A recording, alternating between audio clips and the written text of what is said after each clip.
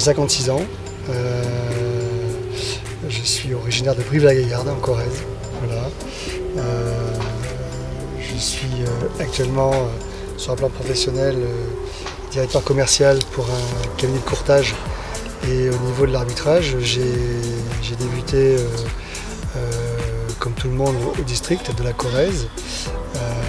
Puis j'ai eu l'occasion de passer jeune arbitre de la fédération à 18 ans, assez vite.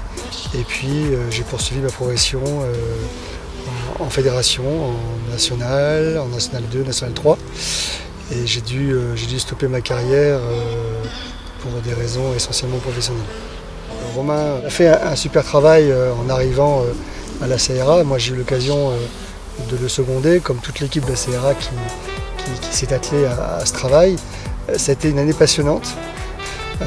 Il a mis en place une dynamique, une politique de rigueur qui était nécessaire. Voilà, il a apporté son expérience et il a su s'entourer d'une équipe de grande qualité à tous les niveaux des pôles qui ont été proposés. Le travail va se poursuivre naturellement. Le travail va se poursuivre avec efficacité, avec solidarité, avec diligence, avec humilité également. Donc, moi je suis assez sensible sur la notion de collectif. J'ai quand même des convictions personnelles qui permettent d'apporter une contribution sociale, une contribution technique, une contribution communicative. Voilà, j'étais un peu l'homme de l'ombre, mais je reste un homme de construction. Voilà, je veux poursuivre ce travail, je veux poursuivre cette dynamique. On est parti sur un axe central qui est la formation à court, moyen, long terme des arbitres, quels que soient les arbitres, de la fédération, de ligue, des jeunes arbitres, du pôle féminin qui est assez important. Et puis il y a quatre axes complémentaires qui ont été l'implication des arbitres de la fédération à la vie de la CRA et qui ont été de redonner une image positive de la CRA en Occitanie. Ça a été aussi de redonner une image positive de cette CRA, de cet arbitrage occitan auprès de la direction de l'arbitrage. Et on a eu de très bons résultats cette année encore, et on espère poursuivre cette dynamique.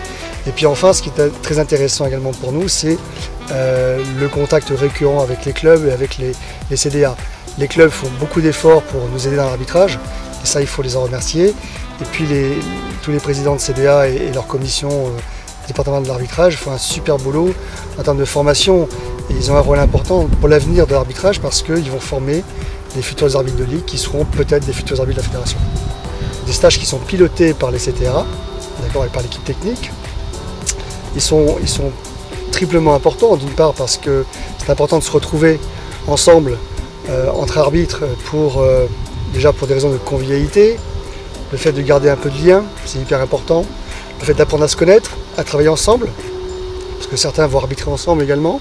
Et puis c'est aussi un moyen de se créer un réseau pour la suite, ça peut toujours servir. Après, c'est important aussi de passer ces stages pour se préparer sur le plan technique et le plan physique. Donc on passe des tests physiques et on passe des tests techniques pour voir où en sont les arbitres en termes de performance. D'accord ?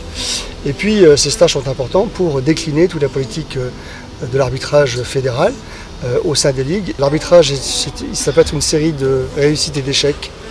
Il faut savoir rebondir sur les échecs.